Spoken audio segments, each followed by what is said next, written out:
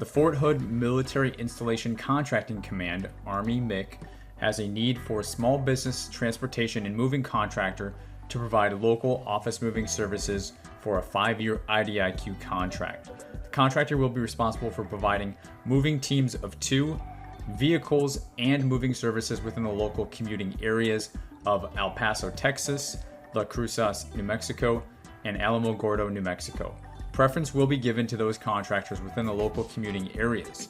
Today, we are reviewing this live bid, so stick around to learn more and see what is required if you want to try to win this contract for your small business.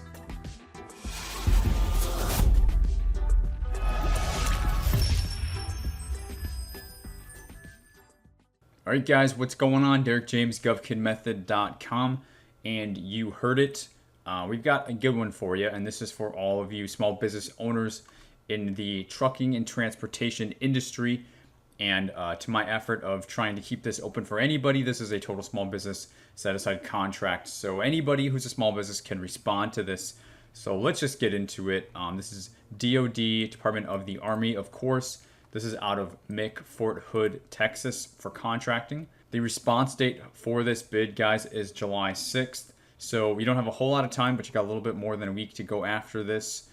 Again, total small business set aside. They are using the 484210 for moving services and, office goods, household goods, things like that. If you're looking for other trucking related bids, just stick with the 484 first 3 digits and it should pull up some matches for you.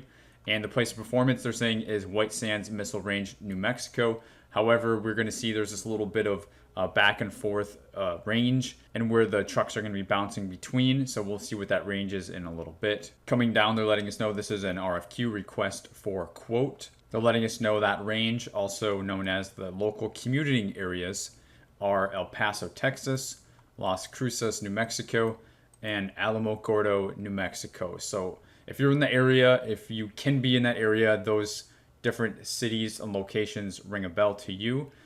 That's really where this is going to be happening.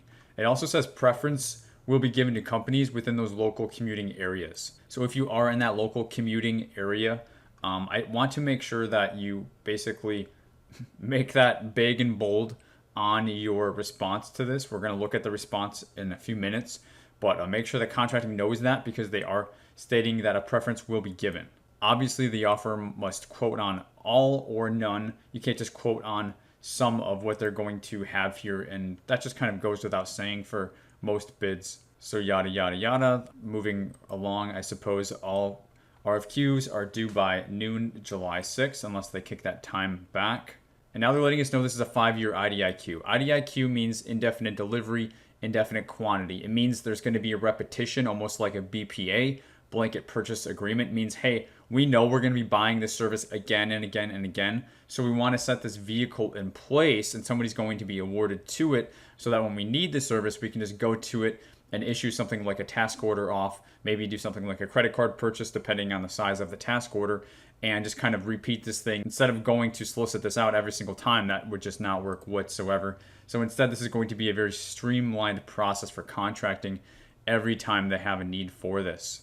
And then they are letting us know that this is a best value, lowest price, meaning lowest price will be considered, all other things considered. But for this, they are going to take a look at what they're going to be calling the technical portion of this. And that's where the best value is going to come in, i.e. they've already given us a little bit of an idea of a preference for those local companies. That's going to be a big part of the best value. So moving down, one of the first main things here is pricing. And this is it for the pricing, guys. They want to know these teams. So they're going to go on to describe, right here, 1 team equals 2 people for 8 hours. So what they're going to do is, contact you if you win this IDIQ and say, hey, we have a need for, next Tuesday, 6 teams. So, that's going to be, like what, 2 times 6, that's going to be 12 people. And that's going to be, for 8 hours for each team on site. So the way this pricing, Clint, is working here is basically 1 team for year 1. They want you to just give the 1 team per each amount. And then it's going to be up to them to determine how many teams they want. So hopefully, they don't call on something like 20 teams, something crazy. I'm sure there'll be a kind of like a range that they're not going to go above. And maybe you could even ask contracting that, hey, what's the maximum amount of, teams you're going to need from me, so that I can prepare to have some people on call. Because a lot of this is going to be on call, because it's not going to be a regular schedule type thing. It's going to be when the government needs it. But it's over 5 years, so you can definitely bank on having some people set aside for your business to do this. And so this is allowing you to do somewhat of a escalation in price, year 1, 2, 3, 4, 5, price for one team. I would increase it at least slightly to keep up with inflation and other pricing factors like that. But the price should probably not vary greatly between, years 1 and 5 over this 5-year period. They're letting us know submitted quotes must be valid for 45 days. So you must provide documentation to prove, this is that technical part I was talking about, to prove technical expertise within this field. Submissions must include quote unquote sufficient information. And this kind of bothers me when contracting goes vague, because everything should be apples to apples as possible to choose the best vendor. But what they're saying is quote unquote include sufficient information and detail to allow a complete technical review. Well, it's kind of like read between the lines. What do they want? Quotes and or offerings that do not include sufficient technical information will not be considered responsive. I don't like that. I think that's BS if you ask me. You need to give us bullet points. You need to say, hey, we want this, this, this, and this. We want a schedule. We want a management plan. We want resumes. Contracting, what do you want? They're not telling us. So if it were me and I wanted to win this, I would try, since this is a best value, lowest price, so they are considering this technical component, and that's what they're talking about right here.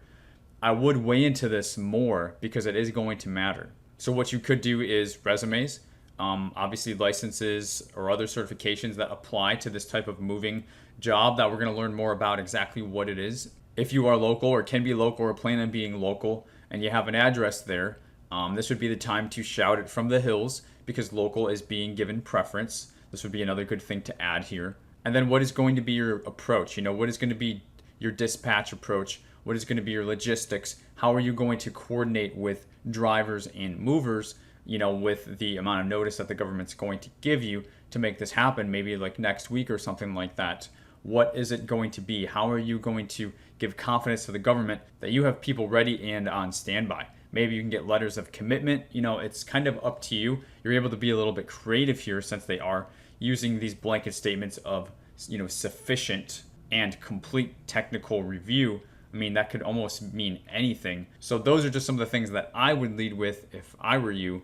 Kind of pick from those certifications, resumes, management approach. Make sure you highlight your local presence if you have it, and just your plan overall and how you're going to make this thing happen. And if you're really being an A+ student here, maybe getting letters of commitments from movers or drivers to show the government, hey, we got people ready to go. We're ready to do this thing. Here they're letting you know that, any task order that arrives from this won't be any smaller than $2,500 and larger than $249,000. And that's because it needs to be under the SAP, Simplified Acquisition Procedure threshold of $250,000. That's pretty much my guess. That's going to make it so much easier for them to push this off. For every single time a repetition use for this IDIQ is needed, it's underneath the SAP. So no problem, no need to get that higher authority to approve this in contracting. So guys, I really spent most of the time here going through this because there's not that much to go through within the actual documents, and we're going to fly through these. There's really just 3, and this one is just a signature. So we can go ahead and take a look at this. This is just the covered telecom thing that they're entering in, pretty much every contract nowadays, making sure that you're not doing business with a particular set of Chinese companies that are, not playing nice and they are at a risk to the United States. So check the box appropriately, print, sign, and date, and you're good to go on that. That's just a standard type thing that you see in a lot of bids nowadays. It doesn't even sound like it applies to this because what does that have to do with moving anyways? So really we're looking at 2 documents. So this next one is going to be the pricing sheet, and look how easy this is, guys. It's the same cleanse. They just want the price per team. So you want to make sure you fill it out on this form. This will be one of the forms, PDF this off, this Excel sheet that you're submitting in your response, whether your price is going to be the same for all years, and then the final total here, or if it's going to be a slight escalation, that is up to you. And then the last document we have here, we're already on the last document, is the PWS Statement of Work. It's going to give you a lot more detail on the work that's being performed. And I'm going to actually scroll down to the end where we have some specific tasks, if I can find those without passing them up. Yeah, right here. Okay.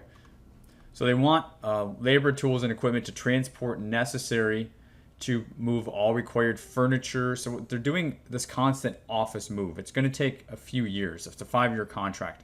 So really they need folks who can drive, teams that can drive, and also like pack and disassemble the office furnishings. They're saying office furnishings and systems furniture will need to be disassembled to a level that it can be moved, transported, and then reassembled at the same location.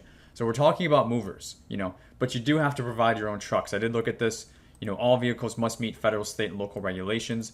So this is like you need to have your trucks, but then you also need these teams of 2 that can be on site for 8 hours to basically pack it, put it on the truck, move it, unpack it, and then go home. So you kind of need to be a jack of all trades. You need teammates on this contract who are capable of multitasking and functioning within multiple capacities on this particular contract. So they're saying materials provided by the team shall be removed from the work area prior to departing. So basically, clean up after yourself, provide a certificate of completion of on-site office moves for each building. It's going to include the date, building, location. Okay, so there's all this detail type of stuff now that I'm not going to get into. This is extremely straightforward, guys. Based on those criteria that I already shared with you earlier in your response, consider those, and you see how very straightforward and simple the pricing is going to be for this.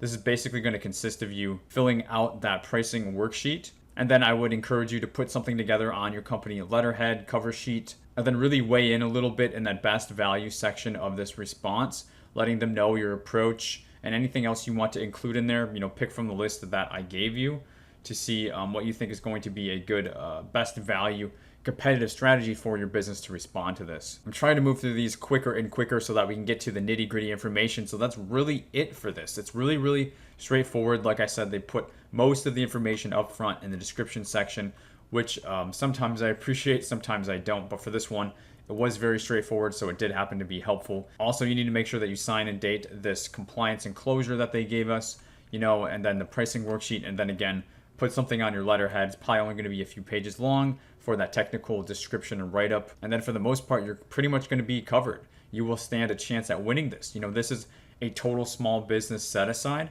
so you absolutely can go after this. You are not precluded by any set-aside. And if you can demonstrate that you have somewhat of a local presence, that's going to be bonus points for you to weigh in on that best value section of this still to also enhance your chances at winning this contract. I hope some of you that are in moving or transport or want to be, I hope that you consider this. I had a call recently with a small business owner in transport and tried to paint the picture to consider that, hey, you may transport things one certain kind of way, but if you just bring that to the government and say, hey, this is what I do, where are my contracts?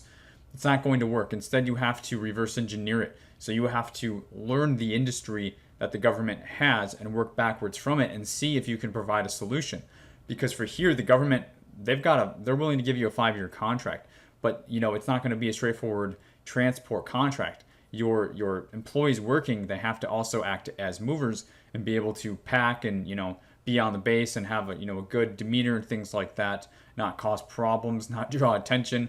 Bases are pretty critical, especially when people are coming in and messing with the office furniture and stuff like that. You got to be silent. So you got to have a good crew of teams that can do this and also have the truck and be able to transport this stuff without damaging it, and then do it all over again with taking it off the truck and setting it back up.